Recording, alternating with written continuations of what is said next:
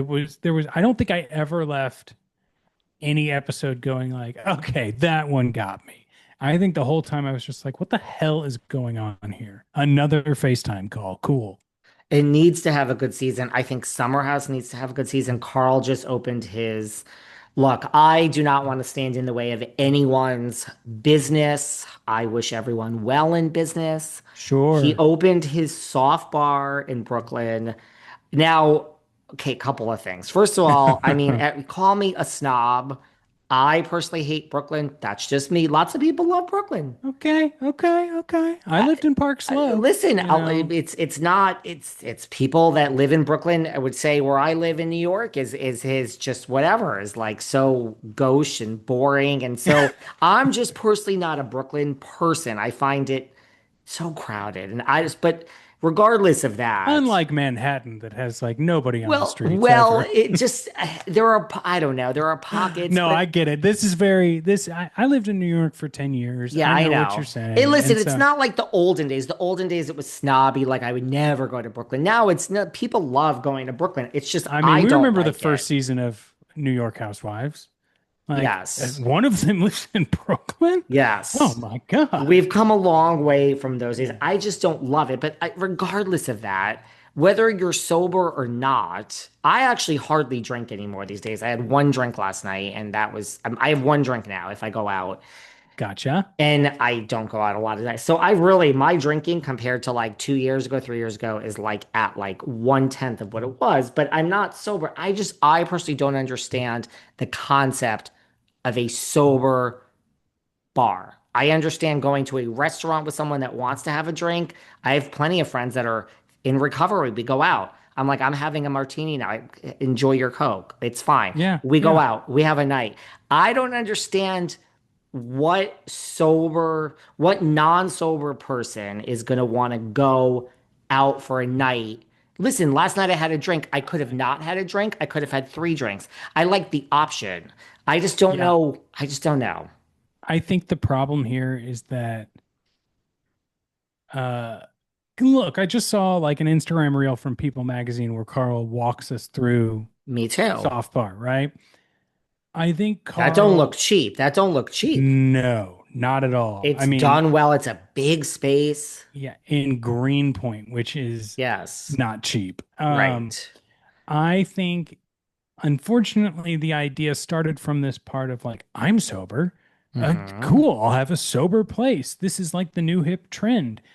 But it would have behooved him to just make a place he wanted, and it just happened to not have alcoholic beverages, right? Like the theming behind having it be a sober bar is already off-putting to so many people, right? Like so many people want the option to have a drink, That's my and you're just point. putting it right on the front door that you don't have that option. Now, if you don't have that option, but it's not the main advertising point, that's a different story because it's a place you'll go, you get a drink, you can see a podcast, you have a live event, a book reading, a coffee, or whatever, a place to hang out. That's fine. But it's got this whole like I think I heard somewhere that like Carl didn't know that like soda was called a soft drink. And so when he heard like soft drink, it was like non-alcoholic. Oh, soft drink, soft bar.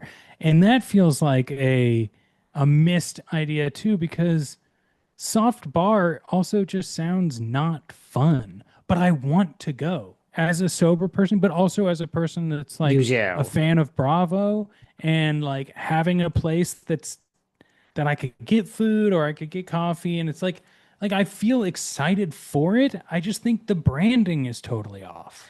Yeah, and like, look, I think that people that are fans of Bravo will go like that. But that's not It's sustainable, I think is what you're no, getting at. because, Yeah. well, yeah, I mean, we have Ramona Pinot Grigio. I'm sure everyone bought that the first week it was out.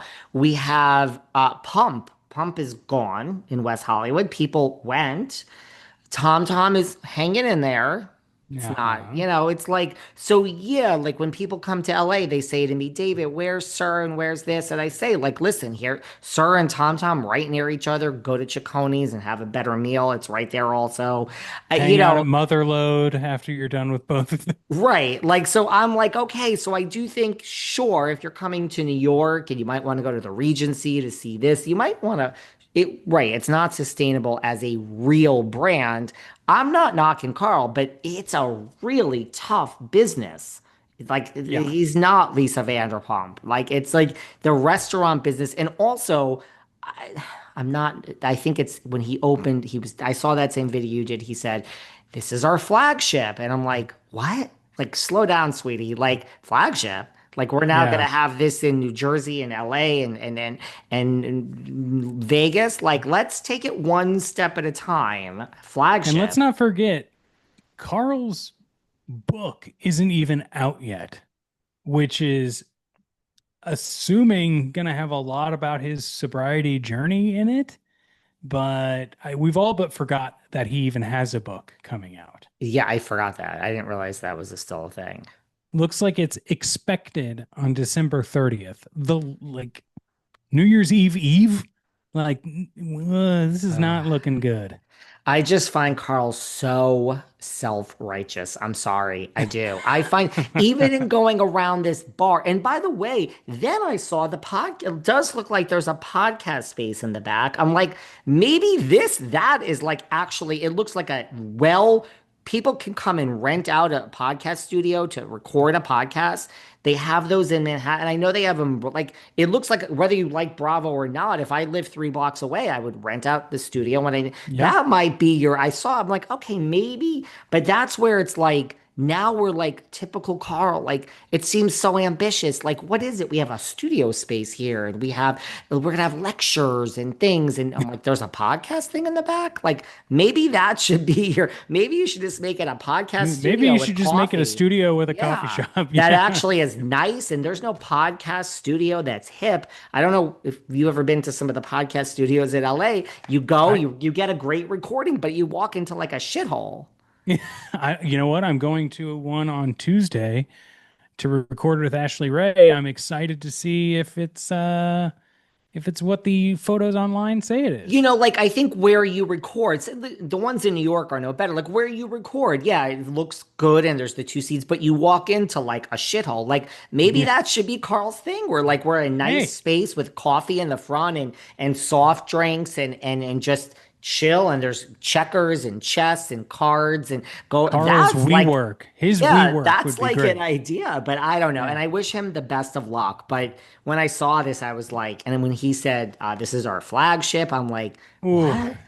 And it's not, it's like that has to, okay, listen, you're not Erica Jane on Beverly Hills Housewives. Like, yes, you're an OG. Your salary is probably higher than we ever thought it would be when you started Summer House. But it seems like you sunk most of your salary from all the years into this. Yeah, And I'm for not sure. wishing him, I'm wishing him No, well. I'm just like, man, this is a tough one. very much so. Very much so. I think it's harder than Loverboy. And that's the thing. Loverboy, if you think about it, is that doing well? It's a brand we know. It's a brand that they do lots of meet and greets. We're going to be in, Nova Scotia or New Jersey, and Carl and me are going to, Kyle and Carl and Amanda are going to be at the store. Everyone shows up that day. Everyone buys a can of Loverboy. Everyone gets their picture. Are we selling in between? We all know Loverboy. We'll have a booth at BravoCon. Is, Susie Homemaker in New Jersey driving to her car and going to the store and buying a bottle of, Grey Goose that we all know and a bottle of Don Julio and then saying, let me pick up some Loverboy? I don't know. Even that's I probably don't know not either.